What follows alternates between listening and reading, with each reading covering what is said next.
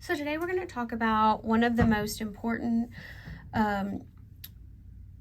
concepts as far as introduction to organic chemistry. So we've talked about how in Gen Chem we generally write a chemical formula.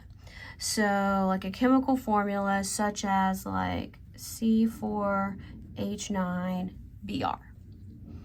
Okay.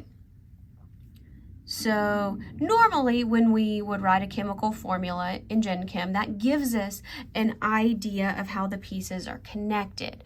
And again, that's what we just spent a bunch of time going over the IUPAC nomenclature to do that. Now, when they don't give you a real systematic name, there's lots of possibilities.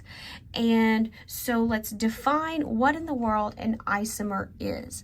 So an isomer or isomers, these are going to be molecules that have the same molecular formula but different, let's say, arrangements. Let's put an S in parentheses, of groups on them. And because, so another way of saying this is these can have different structures. So most of the time you'll hear these called structural isomers. You may also hear them referred to as constitutional isomers. That tends to make me think of civics class, so I don't use that. I tend to prefer structural isomers because they have a different chemical structure. Okay, so let's look at some of these. I'm going to switch to my pencil. So C4H9Br. So let's start with 1, 2, 3, 4 carbons. Okay, and our hydrogens are going to be implied. And if we follow our degrees of saturation or unsaturation, so this is how we figure out if we have double bonds. So 4 times 2 is 8, plus 2 is 10. So we have 9 hydrogens and a halogen, so all single bonds here. Okay, so now let's look at placing with our straight carbon chain. Let's put our bromine on. So we can put our bromine on there. Correct. Well, what if somebody else put their bromine right here? Now here's where you have to be careful and you have to start being a three-dimensional kind of thinker. Because if I put the bromine over here, or if I put the bromine up here, these are the same molecule, because if you turn them around in your head, they're the same. So this is not a new structure. Same thing here. If you flip this over and flipped it around, it would look the same. Maybe if you flipped it over and twisted it a little bit. These are not the same. Now, if you're bad at doing that, kind of like me, this is not the most intuitive thing to me. This is why I taught you the structure and the naming. So go through and actually name it. So this would be 1, 2, 3, 4. So this would be bromo butane. 1 bromobutane. Look at this. 1, 2, 3, 4. This is also 1 bromobutane. If they have the same IUPAC number or name, they are not isomers. They're the same molecule. Same thing here. 1, 2, 3, 4. This would be 2 bromobutane. If you're numbering this way, you would say 3 bromobutane, but you can't do that because it has to be the lowest number if you follow the rules. So this would also be 2 bromobutane. So these are not, so you have to be real careful there. Okay.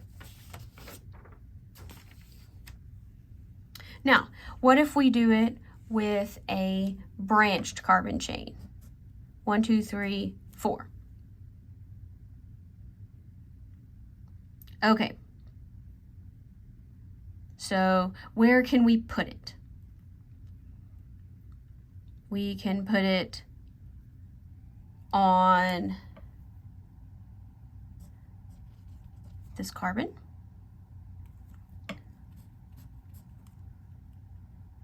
Or we can put it on this carbon.